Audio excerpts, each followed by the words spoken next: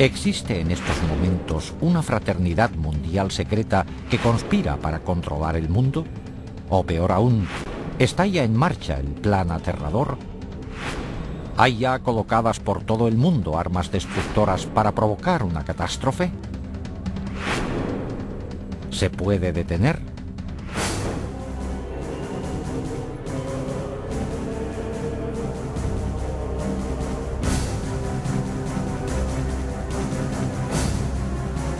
Hola, soy Patrick McNee. Se dice que los Illuminati son una sociedad mundial secreta que lleva siglos funcionando. Una fraternidad oculta que cuenta con gente de lo más influyente del mundo. Gente de todas las razas y religiones que ostenta puestos importantes en gobiernos, iglesias, negocios, enseñanza, ciencia, medicina, ejércitos e instituciones financieras y benéficas. Una hermandad secreta cuyo único propósito es hacerse con el control de los recursos y de las finanzas del mundo entero y de sus habitantes. Si existe semejante sociedad, representa la mayor amenaza al mundo libre. De hecho, eso quiere decir que ahora mismo no existe tal mundo libre. Dicen que es absurdo, pero por primera vez hemos obtenido pruebas no solo de la existencia de tal organización mundial, sino de que se ha infiltrado en dos de las agencias secretas más poderosas del mundo. Es más, se han ocultado armas de destrucción masiva en Estados Unidos y otros países para emplearlas en el futuro. ¿Cómo ha podido ocurrir esto? Durante más de 400 años, desde el siglo XIV hasta finales del XVIII, los masones, los asesinos, el priorato de Sion y los templarios subsistieron como sociedades secretas relativamente aisladas, con una influencia limitada. Hasta que, el 1 de mayo de 1776, en Baviera, la humanidad vio lo que podría ser su peor destino. Adam Weishaupt, catedrático de Derecho Canónico, educado con los jesuitas y que sabía mucho de ocultismo, formó una nueva organización secreta que aglutinaría a todas las demás con un fin inconcebible: hacerse con el control total del mundo y de sus recursos y dominar por completo a sus habitantes. Weishaupt la describió eufemísticamente como un nuevo orden mundial. Esta hermandad diabólica se fundó inspirándose en una síntesis de las ideas centrales de sociedades secretas anteriores.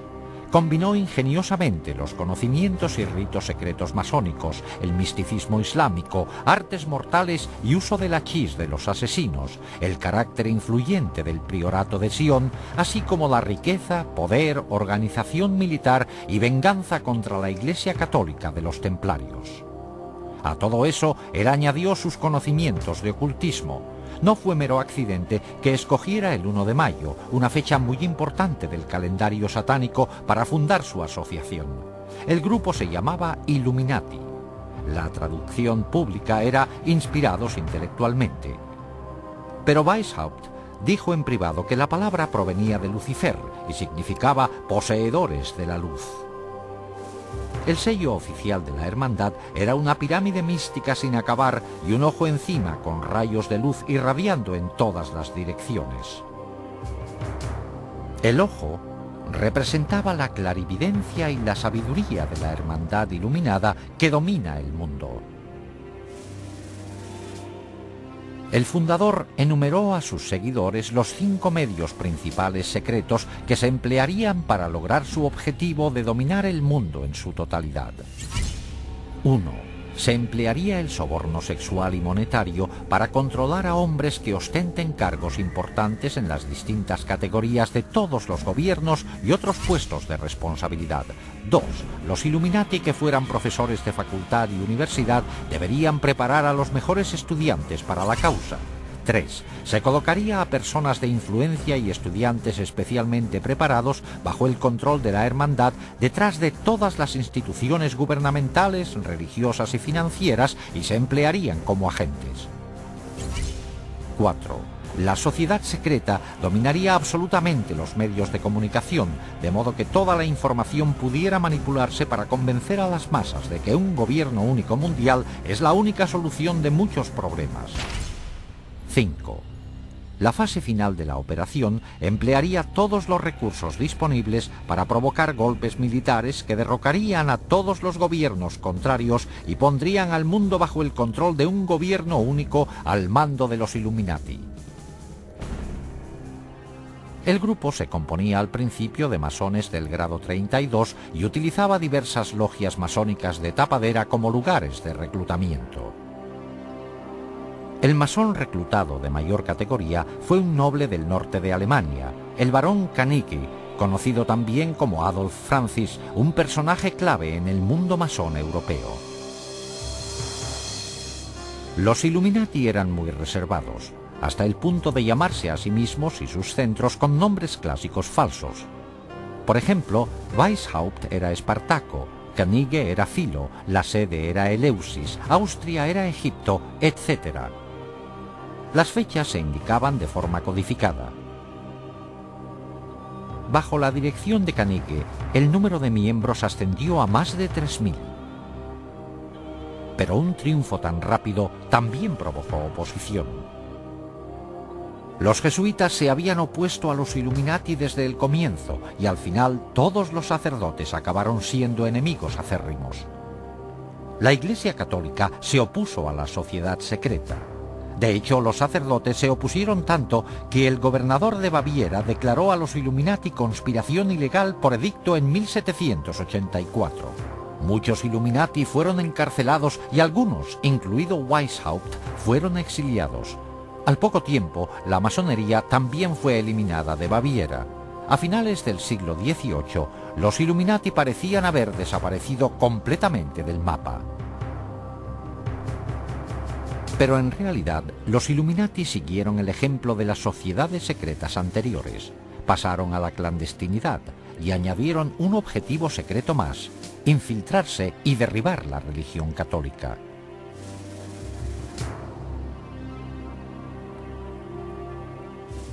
Al observar el mundo hoy día, ¿qué vemos de las sociedades secretas? Existen centros masónicos abiertos en todo el mundo como una organización importante.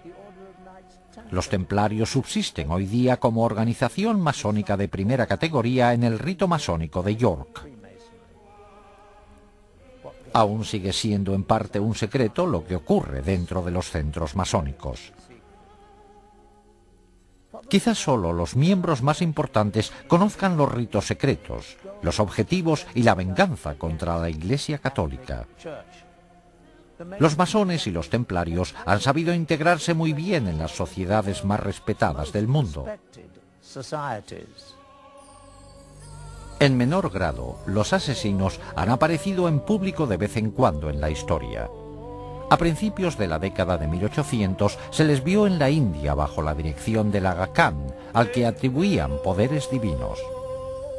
A finales de esa década, el Aga Khan les llevó a Afganistán, donde mantuvieron una relación duradera con los británicos. Posteriormente, los descendientes del Aga Khan se infiltraron en la cultura occidental. Un ejemplo destacado fue cuando el príncipe Ali Aga Khan, nieto del Aga Khan II, se casó con la actriz norteamericana Rita Hayworth. ¿Han quedado los asesinos, como orden secreta homicida, relegados ya al pasado? Por el derramamiento de sangre actual a manos de extremistas islámicos, se diría que los asesinos siguen vivos y activos. El priorato de Sion también sigue en pie. De hecho, se piensa que varias figuras históricas ilustres han ejercido de grandes maestres del priorato y existen pruebas que lo confirman. En 1975 se descubrió algo en una biblioteca de París. Se encontraron unos pergaminos llamados Le Dossier Le Carré. En estos documentos se revela que entre sus miembros secretos estaban Leonardo da Vinci, Víctor Hugo e Isaac Newton.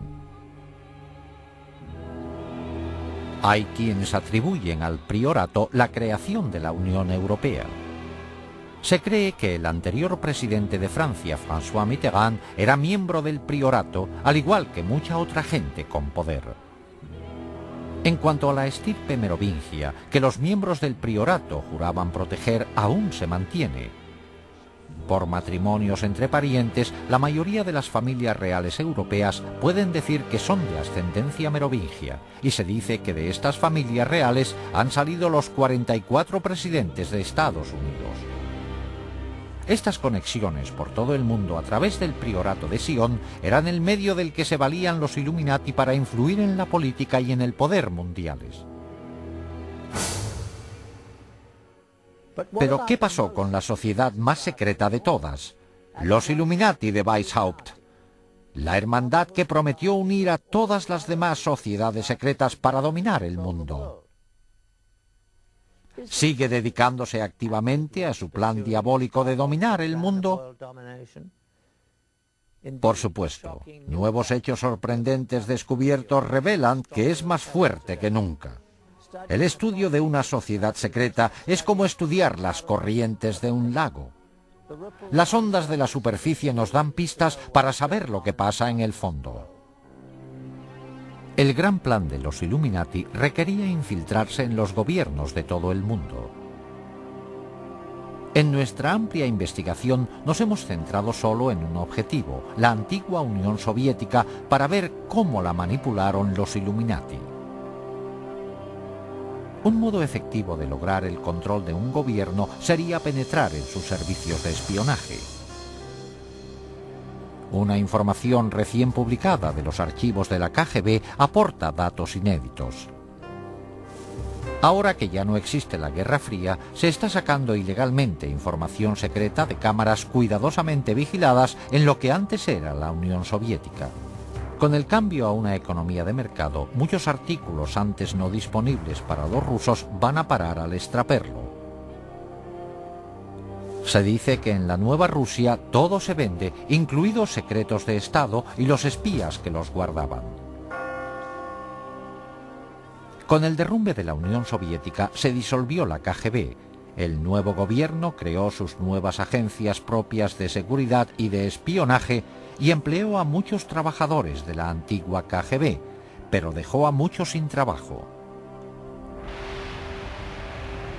Incluso a los que tenían empleo no se les pagaba a menudo lo prometido. Observamos que muchos empleados de la antigua KGB estaban dispuestos a aportar información personal de sus actividades secretas en la agencia por un precio. Sin embargo, cuando se mencionaba el tema de los Illuminati, ninguna cantidad de dinero podía persuadir a nadie a hablar de ello.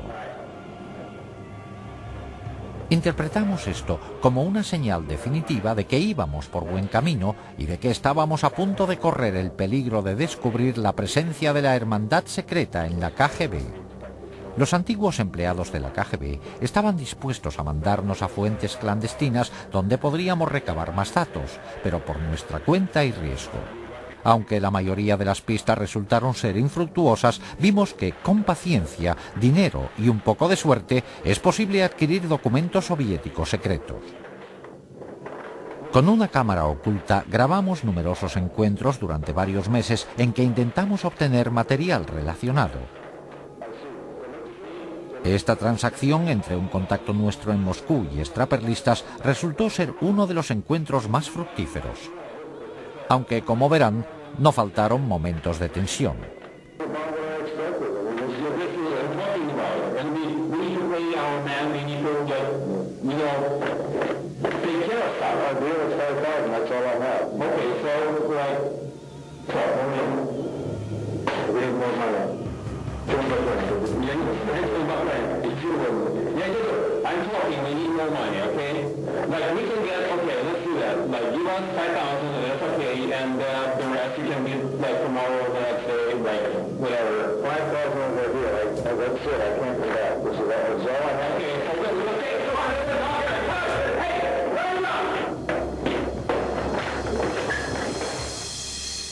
Cuando nos libramos al final de los extraperlistas, en algunos de estos documentos hallamos confirmación de la información más valiosa que nos habían contado los agentes de la antigua KGB. Tal y como nos habían dicho, efectivamente, la KGB registraba todas sus actividades en documentos, películas y cintas. Estas se almacenaban en unas instalaciones debajo de la sede de la KGB bajo la mayor seguridad. Probablemente estos eran los archivos más delicados de la agencia porque explicaban con todo detalle las actividades más secretas de la KGB y posiblemente su conexión con los Illuminati.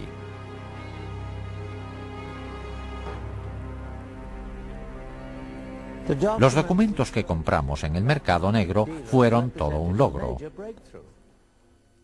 No solo confirmaban que había más material revelador de la KGB, sino dónde se encontraba. Volvimos otra vez a las fuentes clandestinas, provistos ahora de esta nueva información. Creíamos que, al haber desaparecido la KGB, no existirían la mayoría de las defensas que protegían sus archivos. Alguien debe de tener el conocimiento y acceso para suministrárnoslos a un precio. En los 5 meses siguientes empleamos nuestras fuentes para intentar obtener estos archivos secretos de la KGB. Esta transacción entre un contacto nuestro en Moscú, un intérprete y un extraperlista fue todo un éxito. Este encuentro tuvo lugar en una fábrica textil del distrito Sokornoky de Moscú. Este es el despacho del propietario ruso de la fábrica y que la emplea tanto para negocios lícitos como ilegales. Después de presentarnos e intercambiar unas palabras, se le pregunta al extraperlista si tiene ahí mismo el material de la KGB.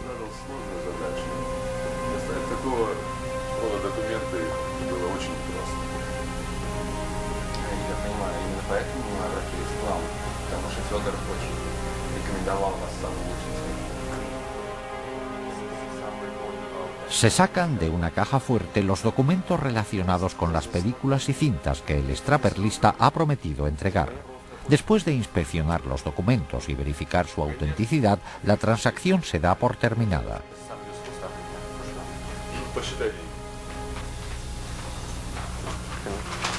Okay, well, thank you. Спасибо. Пожалуйста. Nice to meet you. Дмитрий Сергеевич, спасибо за вашу работу. До свидания. Una vez realizado el pago, les llevan a otro despacho, donde se dice que están almacenadas las películas y las cintas.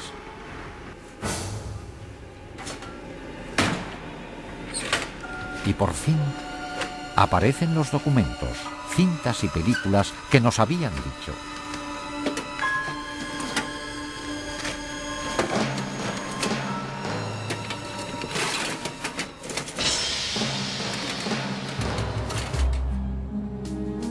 En una asombrosa revelación, incluida en los documentos secretos que obtuvimos, hallamos la prueba de que los Illuminati se infiltraron en la URSS y en la KGB.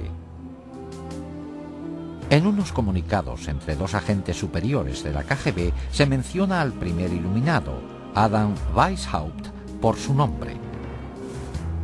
A continuación, aluden a una conexión con dos antiguos gobernantes de Rusia, Stalin y Nikita Khrushchev.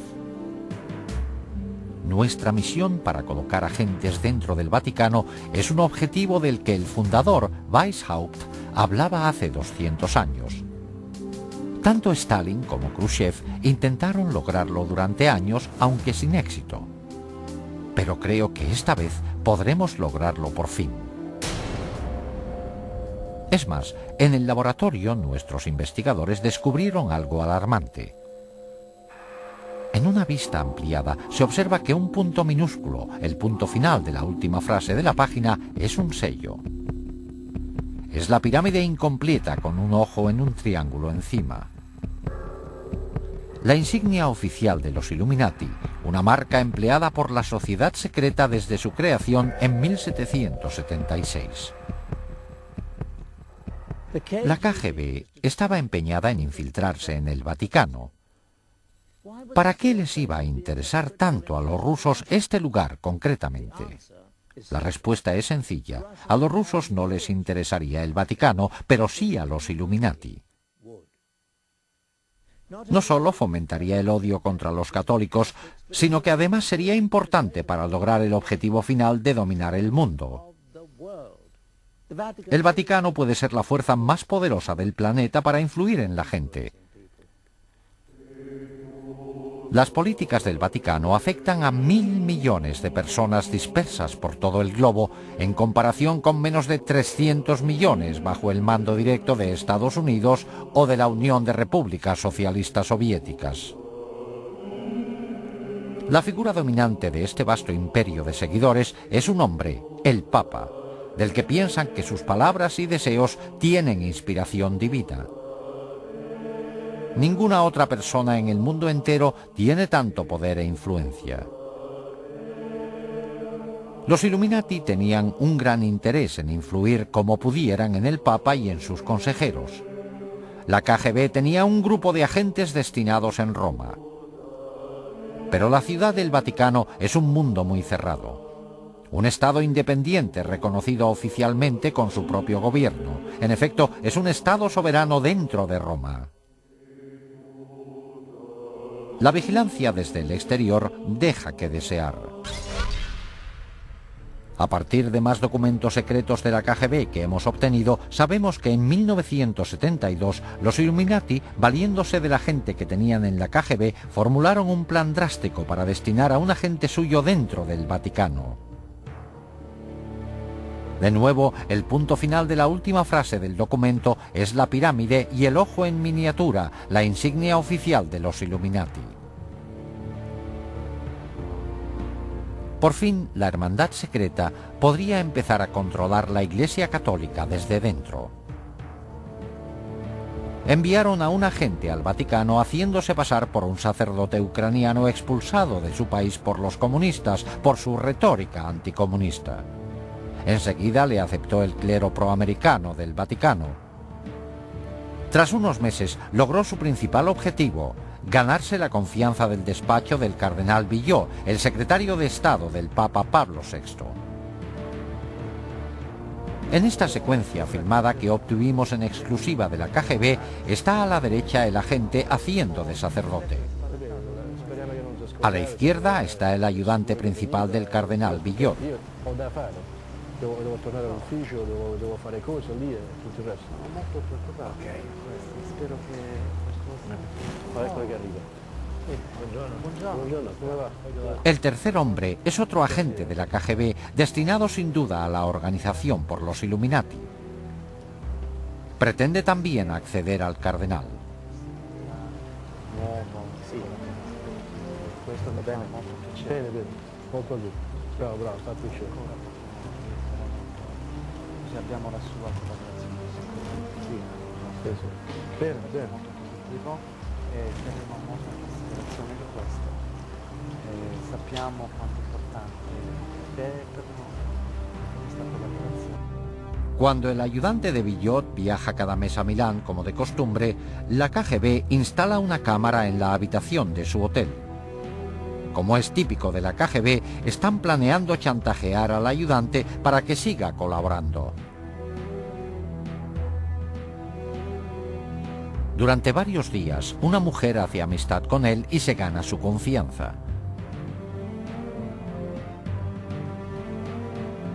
En la película se ve que se preparó bien la trampa.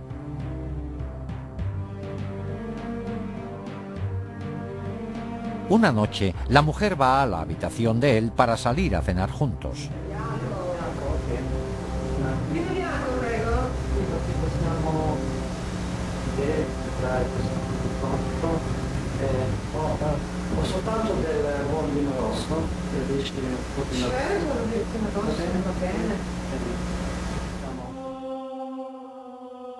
Mientras él se va a servir unas bebidas, ella se quita la blusa.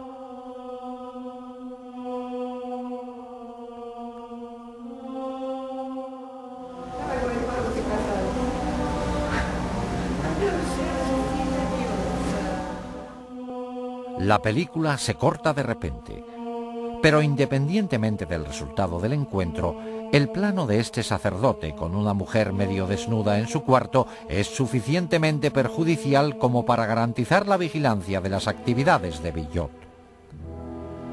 Claro que, al poco tiempo, los agentes de la KGB al mando de los Illuminati empezarán a buscar modos de manipular al mismo Villot.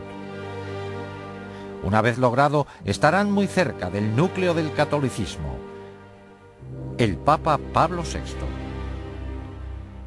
Pero al parecer, los Illuminati no se contentaban solo con ejercer influencia para controlar el Vaticano. A veces recurrían al homicidio. Durante la fundación de los Illuminati, varios oficiales han muerto en el Vaticano en circunstancias muy sospechosas, incluidos 3 papas. En cada caso, el momento de la muerte del oficial se calculó para que tuviera gran trascendencia política, la señal que indica que la hermandad secreta influye en la política mundial para su propio beneficio. En 1939, el Papa Pío XI iba a realizar una declaración condenando a los nazis y a los fascistas, grupos que cometían las barbaries que defendían los Illuminati. Pero antes de hacer la declaración en público, murió de repente. A un ayudante muy cercano, el cardenal Tisserand, le oyeron decir una y otra vez: «¡Le han asesinado! ¡Le han asesinado!». Se le embalsamó enseguida, lo que hizo imposible que se le practicara una autopsia. En 1978, posiblemente la hermandad secreta volvió a recurrir al asesinato para manipular al pontificado. El Papa Pablo VI murió de repente. Es cierto que estaba débil, pero el brusco empeoramiento de su condición les pareció demasiado oportuno a muchos observadores. Sin embargo, los Illuminati se llevaron una sorpresa que tal vez no se esperaban: un papa que les haría frente. Juan Pablo I. Poco después de asumir el cargo, el nuevo papa mostró una gran independencia. Juan Pablo parecía sentir un especial desagrado por la corrupción que había visto cundir en las finanzas del Vaticano. Mientras fue cardenal de Venecia, el Banco Católico Veneciano se vendió al Banco Vaticano por una cantidad muy inferior a la normal. Los beneficios acumulados por unos pocos superaron los 70 millones de dólares, pero las pérdidas de los venecianos fueron enormes. El clero veneciano incluso perdió sus fondos de pensiones. En la transacción intervinieron los banqueros Roberto Calvi, su asesor Sindona, y el director del Banco Vaticano, el obispo Marcinkus. Después de que a Juan Pablo se le nombró papa, los 3 seguían encargados de invertir gran parte del dinero de la Iglesia. En su nuevo cargo, el pontífice tenía el poder de investigarlos y sacar los hechos a la luz pública. En total, estuvo a punto de descubrir transacciones ilegales que ascendían casi a 1.000 millones de dólares. Esto asestaría un duro golpe a los Illuminati, que desde luego estaban detrás de las transacciones ilegales. El peligro para el Papa quedó claro un día en un encuentro privado entre Juan Pablo y un arzobispo ortodoxo ruso, Nikodim. Al comenzar el encuentro se le sirvió café. Nikodim tomó el primer sorbo y al poco rato se desplomó en el suelo y murió.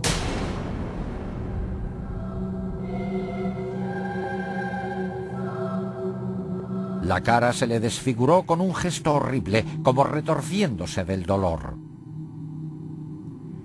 El Papa, estupefacto, volvió a colocar su propia taza antes de dar un sorbo. Seguramente pensó que habían envenenado el café por él.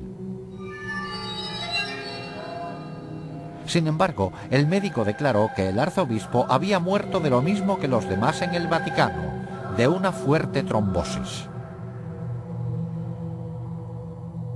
Todos los hechos relacionados con la misteriosa muerte del arzobispo ruso apuntaban a un intento de asesinato y encubrimiento.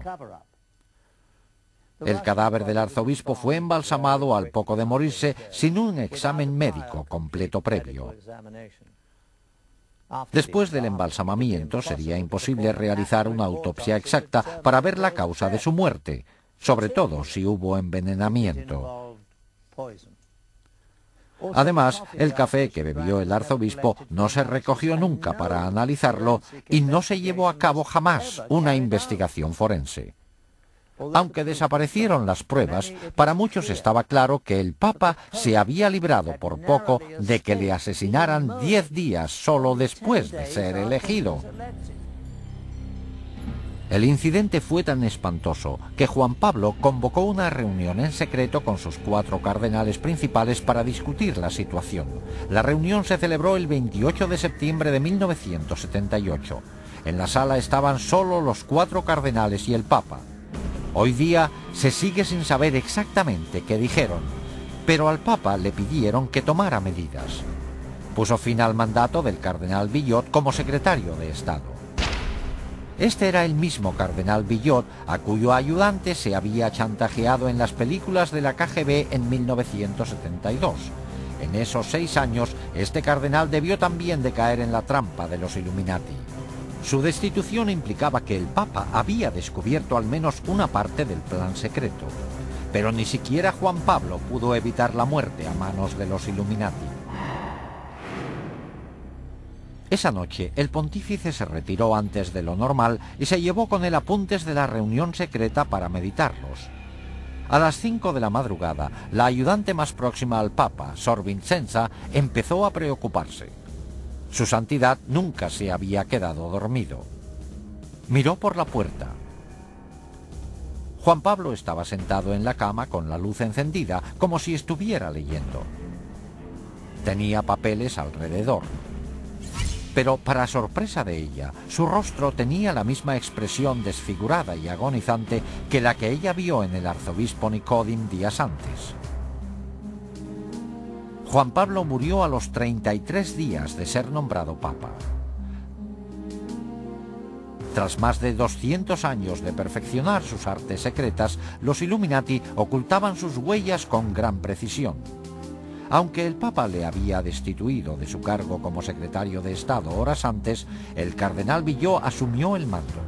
Como cardenal más importante, él era ahora el Papa provisional. Se encerró en el cuarto del Papa para recoger los medicamentos y la mayoría de los papeles que había, incluidos los apuntes de la reunión secreta. También se llevó los dulces que le gustaba tomar al pontífice cuando leía, e incluso sus gafas y zapatillas. Estos artículos no se volvieron a ver jamás. Luego, Villot mandó a Sor Vincenza a un convento, tras prohibirle que dijera a nadie que había encontrado al Papa muerto, ni nada de lo que había visto. A las 6:10 de la mañana ordenó que llamaran a los embalsamadores, pero lo más chocante es que llegaron casi al momento. Se calculó que, dada la distancia que tenían que recorrer los embalsamadores, les debieron de contactar a las 4:45 de la mañana, 15 minutos antes de que la hermana descubriera al Papa. A las 7:30 se realizó un comunicado público. La causa de la muerte fue un paro cardíaco.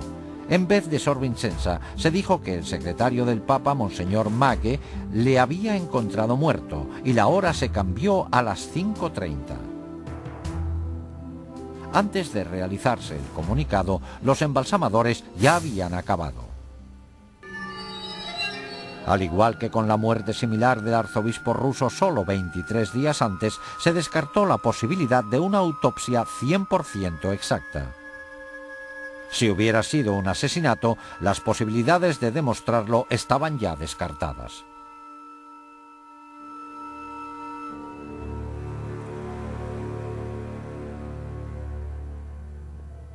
Diez días después del funeral de Juan Pablo, el cardenal Villot reunió al cónclave para nombrar a un sucesor. Este organismo electoral oficial se compone de 111 cardenales. Una vez a solas en la Capilla Sixtina, los cardenales invocan el poder del Espíritu Santo para que les guiara en su decisión. Pero en realidad, los principales candidatos a papa no se deciden en el cónclave a puerta cerrada. Estas decisiones se toman en los elegantes restaurantes de Roma, donde los cardenales con más poder se reúnen para comer juntos. Cuando los cardenales se reunieron en la Capilla Sixtina a puerta cerrada la mañana del domingo 15 de octubre de 1978, el cónclave se convirtió en un escenario de manipulación política en todos los sentidos. Desde promesas susurradas al oído entre los cardenales hasta discusiones acaloradas, la tensión aumentaba con cada votación. Después del octavo escrutinio, empezó a salir humo blanco por el Vaticano indicando que se había elegido a un nuevo papa. También indicaba una derrota total para la KGB y los Illuminati. El nuevo pontífice era un polaco anticomunista acérrimo, Juan Pablo II. Pero los Illuminati no se dan por vencidos fácilmente. El 13 de mayo de 1981, Mehmet Ali Achka, un hombre buscado en Turquía por asesinato, esperaba de pie entre la multitud a que pasara el Papa fuera de la Basílica del Vaticano. Según Ali Achka, Juan Pablo II salió del Vaticano en un vehículo blanco sobre las 5 de la tarde. Al pasar el Papa, Ali Achka sacó una pistola y le disparó 3 veces antes de que la gente lo tumbara. El Papa quedó herido de gravedad, pero se recuperó para continuar con el pontificado. Al principio, Ali Achka afirmó que había actuado a solas, pero los investigadores se convencieron de que una conspiración mucho mayor se había valido de este desequilibrado para cometer un asesinato. Al poco tiempo, Ali Achka confesó que el incidente fue parte de una conspiración búlgara de la KGB. Pero, por supuesto, Bulgaria y la URSS negaron estar implicadas. Cuando el tribunal le condenó a cadena perpetua, se mostró sorprendido de que se le dejara cargar con toda la responsabilidad a él solo. Entonces empezó a facilitar datos precisos de la conspiración a investigadores italianos y nombró a todos los implicados. El 25 de noviembre de 1982, Serge Ivanov Antonov, un empleado de la Aerolínea Nacional Búlgara, fue arrestado en Roma acusado de estar implicado en el intento de asesinato. Poco después, la lista aumentó al incluirse a 3 búlgaros más y a 4 turcos. En julio de 1983, cuando trasladaron a Achka a otro centro, admitió en público la conexión de la KGB, mientras gritaba a los reporteros que la KGB y el servicio de espionaje búlgaro estaban implicados.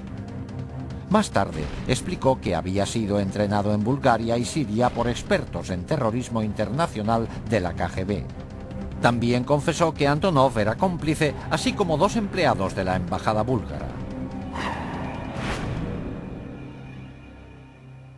En 1984, el juez italiano Jario Martella llegó a la conclusión de que la KGB y el servicio de espionaje búlgaro estaban implicados en el intento de asesinato. El juez dictó este fallo basándose en los hechos siguientes. Achka empleó un pasaporte falso para poder entrar en Italia, algo disponible solo de fuentes muy sofisticadas. También tenía suficiente dinero como para permanecer largas temporadas en Bulgaria, Suiza y otros países europeos. Había pruebas de que recibió un gran apoyo en sus actividades en Italia destinadas al intento de asesinato. En primavera se convocó el juicio de 8 hombres acusados de conspirar para matar al Papa y los hechos empezaron a esclarecerse.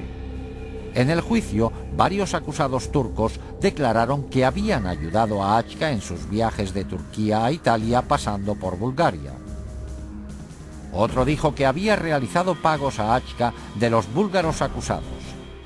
Uno confesó haber entregado a Achka el arma del asesinato en un restaurante de Milán. En los años 80, después de 2 siglos de asignar a sus miembros a puestos elevados, los Illuminati se habían hecho con el control de los tribunales italianos. Al final, para mayor asombro de muchos observadores, el tribunal italiano declaró que faltaban pruebas suficientes para condenar a los conspiradores. El caso Achka demostró no solo que la hermandad secreta había puesto en peligro el sistema jurídico italiano, sino que además los Illuminati se habían infiltrado en la dirección de la KGB. En 1990, Víktor Ivanovich Sheimov, un comandante de la KGB que desertó a Estados Unidos, realizó una sorprendente declaración. Antes de huir de Rusia en 1980, recibió la orden de obtener toda la información posible de cómo poder acceder al Papa en persona. La orden fue firmada por Yuri Andropov, el entonces jefe de la KGB. El mismo Andropov que, solo unos años después, llegaría a ser el presidente de la URSS. La última medida de los Illuminati para dominar preveía golpes militares en todo el mundo para hacerse con el poder y así crear un único gobierno mundial controlado por ellos. Para lograrlo, emplearían el enorme excedente de armas destructoras acumuladas en la URSS para amenazar al mundo entero. Aunque la KGB era la más conocida, no era la única agencia de espionaje de la URSS. Otra agencia igual de impresionante, pero aún más secreta que la KGB, era la GRU, dedicada a espionaje militar. Y la Hermandad Secreta hizo todo lo posible para infiltrarse en ella. La prueba de que lo lograron se demuestra en estos documentos secretos de la GRU, que se los compramos a un extraperlista en Rusia. En ellos se le encarga a un agente que trabaje en Washington haciéndose pasar por periodista. Los Illuminati han vuelto a dejar su huella reveladora. El punto aumentado al máximo es la pirámide y el ojo que todo lo ve. Mientras que la KGB recopilaba información sobre figuras políticas e influía en la política mundial, la GRU recopilaba datos esenciales para lograr objetivos militares. Algunas actividades de la GRU estaban destinadas a lograr objetivos en varios conflictos actuales como Afganistán. Pero la misión principal de la GRU eran los preparativos para futuras guerras con otros países, sobre todo con Estados Unidos. Esta era la agencia prevista para colocar las armas destructoras para la fase final del plan secreto de los Illuminati. Los agentes de la GRU estaban preparados a la perfección para ese fin. En la época de la Guerra Fría, desde el principio hasta el final, prácticamente en todo el servicio militar, nos empleaban para preparar militarmente a la Unión Soviética para una futura guerra con Estados Unidos. Aparte de su formación militar, los agentes de la GRU recibían 3 años de entrenamiento exhaustivo. Aprendían a usar todos los instrumentos y técnicas de espionaje y se hacían expertos en explosivos. En cuanto estaban preparados, les destinaban a países extranjeros. A algunos les hacían pasar por diplomáticos e iban a trabajar en embajadas. Otros asumían cargos de periodistas, como es el caso de los documentos secretos que obtuvimos con la insignia de los Illuminati. Uno de ellos fue Stanislav Lunev, un antiguo coronel de la GRU que en 1992, después de 20 años en la agencia, fue el oficial militar de mayor categoría de Rusia en desertar. En su libro, así como en una entrevista exclusiva con nosotros, Lunev nos muestra directamente los entresijos de la GRU. Aunque no se le veía la cara, no mencionó siquiera a los Illuminati, aunque en ningún momento negó su existencia ni su colaboración con la GRU. Sin embargo, revela algunos hechos sorprendentes.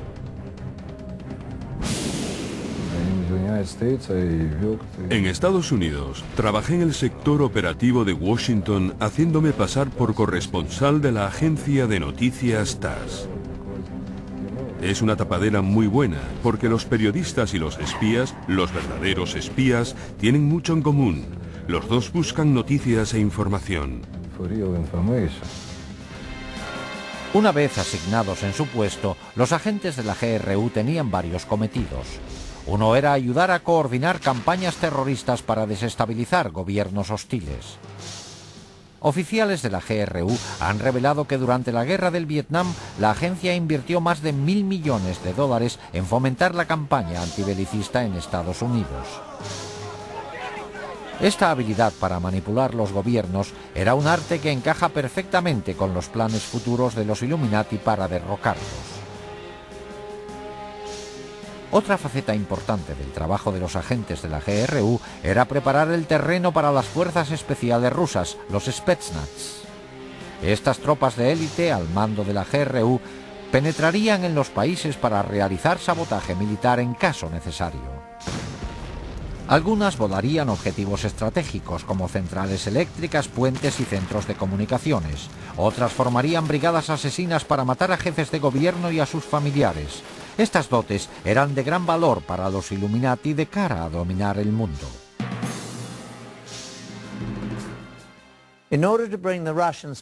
Para trasladar las fuerzas especiales rusas al extranjero cuando hiciera falta, la GRU tenía que cerciorarse de que tuvieran acceso para cruzar las fronteras.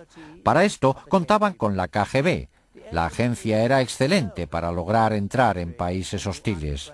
Necesitaba poder destinar a sus espías de forma coherente para sonsacar información. La KGB a menudo recurría al sexo y al chantaje para lograr sus objetivos. En esta película, tomada con cámara oculta, el hombre de la derecha es un agente de la KGB haciendo de cuervo, un hombre con la misión de seducir a alguien para espiar. Este cuervo está tentando a un guarda fronterizo mexicano.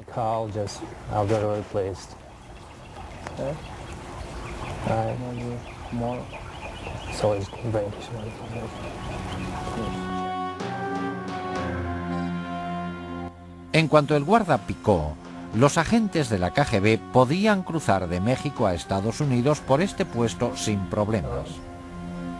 Esta información se pasaba a la GRU para que también pudiera hacer uso del acceso e introducir a agentes y a los Spetsnaz cuando se les llamara. So, will you call me? I'll call you. You will? Anyway, I'll contact you, you know what I mean? I'll call you. I'll find you, then I'll call you. Are you okay? I'm okay. Okay. Para ejecutar el programa de caos mundial y golpes militares, la Hermandad Secreta se sirvió de la GRU para colocar por todo el mundo agentes clandestinos y armas destructoras. Estas armas permanecerían ocultas en lugares estratégicos hasta que hicieran falta. Cuando los Illuminati lo decidieran, los agentes saldrían a la luz y se emplearían las armas. Los comandantes de estas fuerzas de operaciones especiales son militares profesionales muy bien preparados y vendrán cuando se produzca un gran conflicto. Y necesitan sistemas armamentísticos muy especiales para destruir objetivos muy protegidos. O sea que dispondrán de armas nucleares, químicas, biológicas y de otros tipos. Las armas más temibles que se introdujeron ilegalmente fueron los dispositivos nucleares pequeños, que se conocen como bombas nucleares de maleta. Estas armas pueden transportarse fácilmente, pero tienen una potencia destructora enorme. Una vez introducidas en Estados Unidos y otros países enemigos, se escondieron en lugares seguros y podrían recuperarse en tiempo de guerra. Se calcula que un alarmante número de estos dispositivos nucleares se colocó en Estados Unidos y en otros países. Con toda probabilidad, estos dispositivos permanecen ocultos en lugares secretos listos para emplearse hoy. Gracias a los archivos de la KGB abiertos recientemente, hemos visto asombrados cómo los Illuminati han estado manipulando hasta ahora las instituciones mundiales como el Vaticano. Y hemos visto que se han colocado por todo el mundo armas destructoras. Nos hemos centrado solo en la conexión de Rusia con los Illuminati.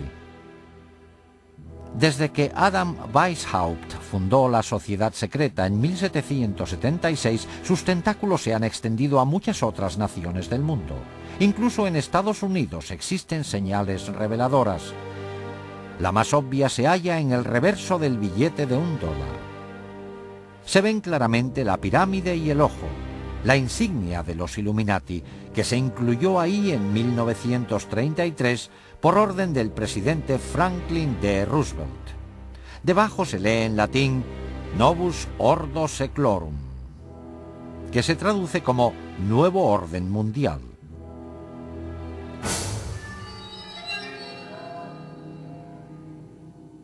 ¿Puede pararse el inconcebible plan de dominio mundial de los Illuminati?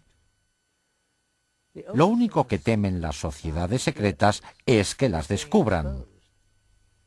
Hoy día están proliferando los libros sobre este espeluznante tema.